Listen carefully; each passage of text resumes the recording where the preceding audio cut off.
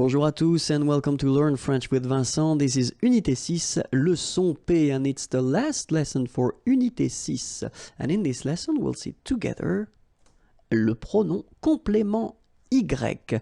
So in the previous lesson, we saw another pronoun. So it's the pronoun en, okay? And in that case, in this lesson, we'll see le pronom Y. Well, you pronounce it I, of course. So le pronom Y, we'll see that it can replace un lieu, a place, okay? Or then it can replace la préposition a and then a noun of thing. And then we'll see how to construct it when you've got a negative form, okay? So let's see now for a place, un lieu. So let's see a question. Isabelle va en Finlande. So va, remember, it's aller, okay? And then en Finlande, in Finland. Isabelle va en Finlande. So of course, you will have many options to answer to this question. The first one would be maybe the more logical. Oui, Isabelle va en Finlande. So you just take all the elements that you had in the question and then you answer with that. Of course, in many situations we won't, because French people like to use pronouns when it's possible. So the first option that we would have is to avoid repeating Isabelle, okay? So, elle va en Finlande, all right?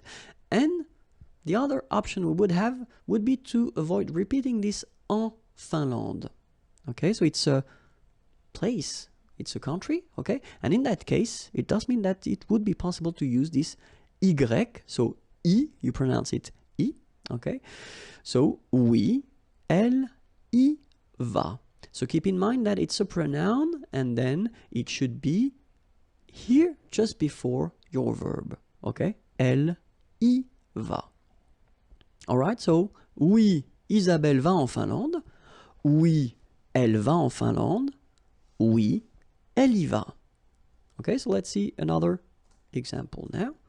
So if you're using a name of a town, because previously we had a country and now it's a town, so it's Paris, okay? Isabelle va à Paris, so it's a question.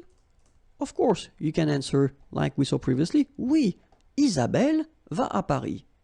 First option, repeat everything, no problem. Second option, you just want to avoid repeating Isabelle, oui, elle va à Paris. And then, last option, you just want to avoid repeating Isabelle and then Paris, oui, elle y va. All right? And now it's a place, cinéma. Okay? Isabelle est au cinéma. Oui, Isabelle est au cinéma. Repeat everything. Second one, you just don't want to repeat Isabelle. Oui, elle est au cinéma. All right? Third one, just want to avoid repeating Isabelle and au cinéma. Oui, elle y est. All right? Oui, Isabelle est au cinéma. Oui, elle est au cinéma. Oui, elle y est. Second situation when we can use this pronoun I or Y, it's when you replace it. When you replace this preposition a and then a noun of thing. Let's see now. Est-ce qu'Isabelle pense is to think, à son examen, exam, okay, to think about. Est-ce qu'Isabelle pense à son examen? First option, repeat everything. Oui, Isabelle pense à son examen. Second option, you just don't repeat Isabelle. Oui, elle pense à son examen. Third option, you don't repeat Isabelle, and same thing for à son examen, so oui, elle y pense. All right, same concept, remember, I should come before the verb. Est-ce qu'Isabelle joue au tennis? So in that case, remember, it's au, but then au is clearly the combination of the preposition à and then the article le tennis, the, okay? So when you combine these two, you get this au tennis. So still, it does give you the information that it is the preposition which is modified. So still, it's possible to use this pronoun. Oui, Isabelle joue au tennis. Repeat everything. Second one, oui, elle joue au tennis. And the last one, oui, elle y joue. All right, so you can see that it's quite short. It's quite short, but it's quite useful because you don't need to repeat all the things that were stated in the question. Okay, so remember, as usual, the pronoun should come before the verb. All right, so now we'll see how to construct these sentences with the pronoun y, but then when you're using this negative form. Okay, est-ce qu'Isabelle joue au tennis?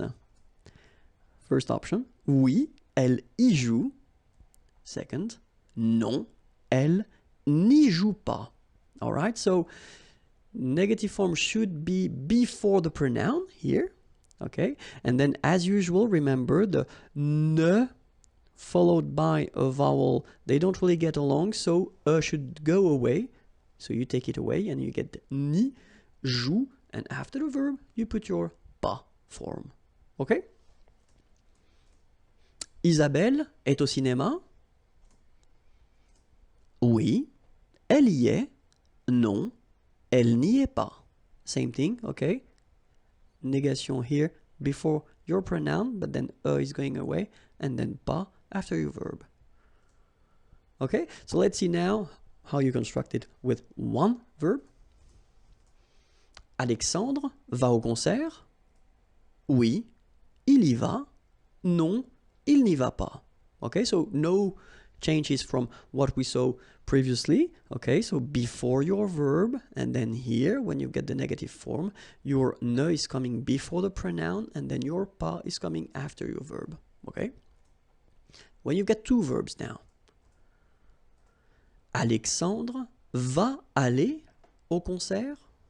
So it looks a bit strange, sorry about that. He's going to go at the concert. I know, I know, but it's just to show you how it works, and I don't want to change the sentence, okay? So, oui, il va y aller.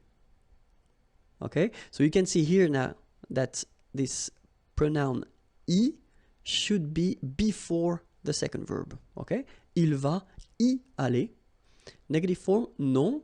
Il ne va pas. Okay, so your negative form is before and after the first verb, and that's the key thing. Okay, and then your pronoun is coming after, before, sorry, your second verb.